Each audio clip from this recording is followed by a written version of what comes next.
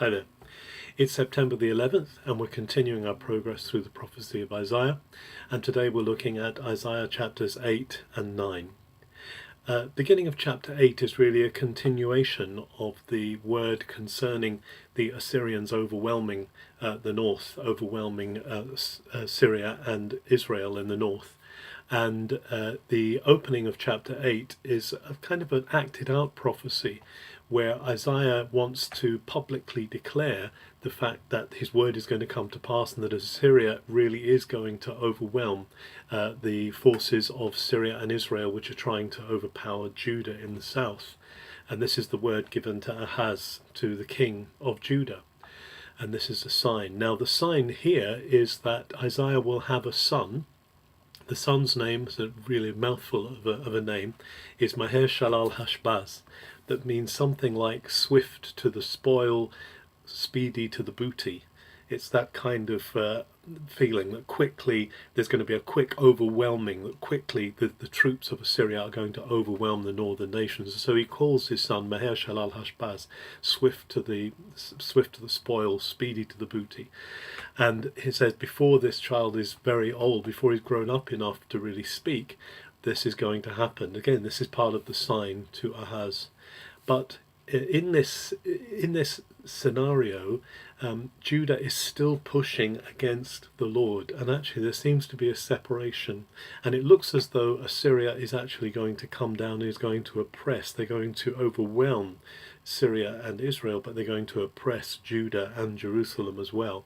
And then there's going to be something of a division within Judah. There are going to be those who look to other gods and to other forces to try and get away from the Assyrians.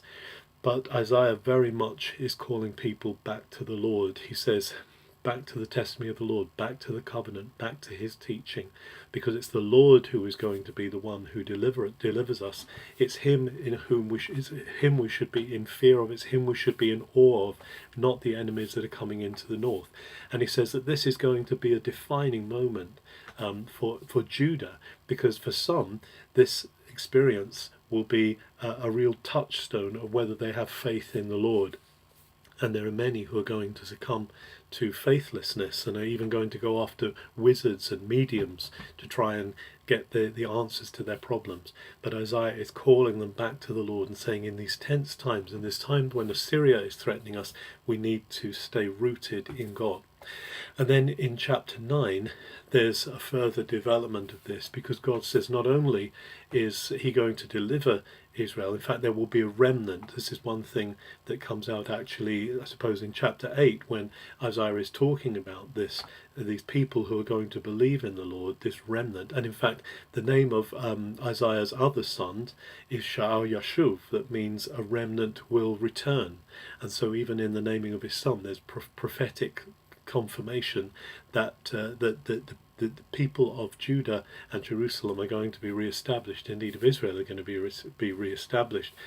And in the beginning of chapter 9 comes this reference, comes this wonderful passage looking forward to the king, to God's king, who will be re-established. There are many throwbacks in this, many echoes of the Davidic era, of the era of David and Solomon, when the monarchy was at its height.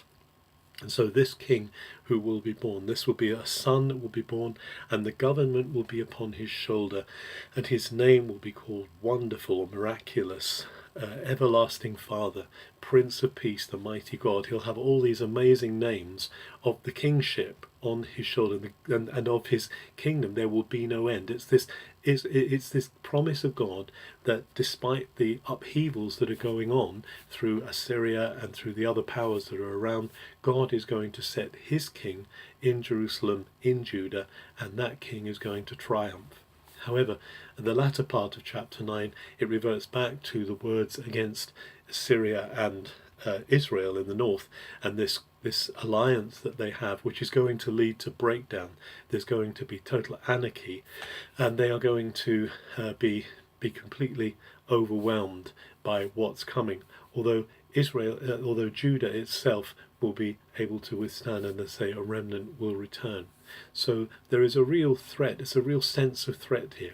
But obviously also in chapter 9, and considering the fact that we hear this read each Christmas time, there is in chapter 9, in these amazing words, looking for this king, there is the looking forward to the one who comes, who is to be Emmanuel, to be the one who is God with us, and he is this king that is promised, that we see the fulfillment of in Messiah, in Yeshua, in Jesus, who is to come. It's wonderful to see that Isaiah is speaking into the context directly of his own political situation. He's saying, God is with us, Judah and Jerusalem. We needn't trust to the foreign spirits. We needn't trust to the non-gods. God is with us. He is our fear. We are in awe of him.